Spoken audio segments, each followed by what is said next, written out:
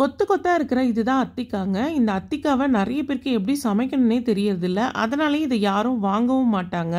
இந்த அத்தி பால் வந்து அல்சர்னால வர வயிறு எரிச்சல், வயிறு புண்ணு, வாய்ப்புண் இது எல்லாத்தையுமே இது சரி பண்ணிடும். இதில் நிறைய மருத்துவ குணங்கள் இருக்குது. நான் வந்து இன்றைக்கி நல்ல பிஞ்சு அத்திக்காவை வாங்கிட்டு வந்திருக்கேன்.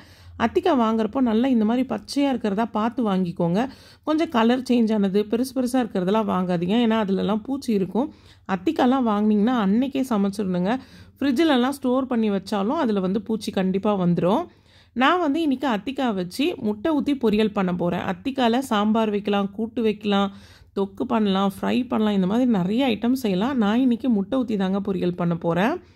அதுக்கு கொஞ்சமாக தேங்காய் எண்ணெய் ஊற்றிக்கிறேன். அதுக்கப்புறம் கடுகு, சீரகம், டேஸ்ட்டுக்கு வந்து கொஞ்சமாக நான் உளுந்து வந்து போட்டுக்கிறேங்க. உளுந்து வந்து ஆப்ஷனல் தான், உங்களுக்கு வேணா போட்டுக்கலாம், இல்லைனா ஸ்கிப் பண்ணிடலாம். அதுக்கப்புறம் கொஞ்சமாக வெங்காயம் போட்டு நல்லா நான் வதக்கி விடுறேங்க. அத்திக்காயை வந்து நம்ம கட் பண்ணதுக்கப்புறம் தண்ணியில் போடக்கூடாது. ஏன்னா அதில் இருக்கிற பாலெல்லாம் வந்து தண்ணியில் போயிடுங்க. ஏன்னா இந்த அத்திப்பால் வந்து நமக்கு ரொம்பவே நல்லது. அதனால் அலசிட்டு அதுக்கப்புறம் கட் பண்ணிக்கோங்க.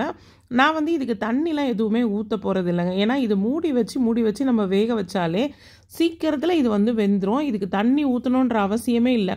நம்ம மூடி வைக்கிறப்போ அந்த தண்ணி வரும் பார்த்திங்களா, அதுலேயே சூப்பராக வெந்துருங்க. டேஸ்ட் வைஸ் ரொம்பவே சூப்பராக இருக்கும். நீங்கள் ஒரு முறை இதை சமைச்சு பாருங்கள். கண்டிப்பாக உங்களுக்கு வந்து இந்த அத்திக்காவோட டேஸ்ட் வந்து ரொம்ப ரொம்ப பிடிக்கும். இது உடம்புக்கு ரொம்பவே நல்லதுன்றதுனால கிடைக்கிறப்பெல்லாம் நீங்கள் இதை வாங்கி சமைச்சு சாப்பிடுங்க. வீட்டில் இருக்கிறவங்களுக்கும் இதை சமைச்சு கொடுங்க. உடம்புக்கு ரொம்ப ரொம்ப நல்லது. இந்த அத்திக்காய் பொரியலை வெறுமனே கூட சாப்பிட்லாங்க. ரொம்ப சூப்பராக இருக்கும். ஸோ இந்த வீடியோ இதோட முடியுது. வீடியோ பிடிச்சிருந்தா வீடியோக்கு ஒரு லைக் கொடுங்க.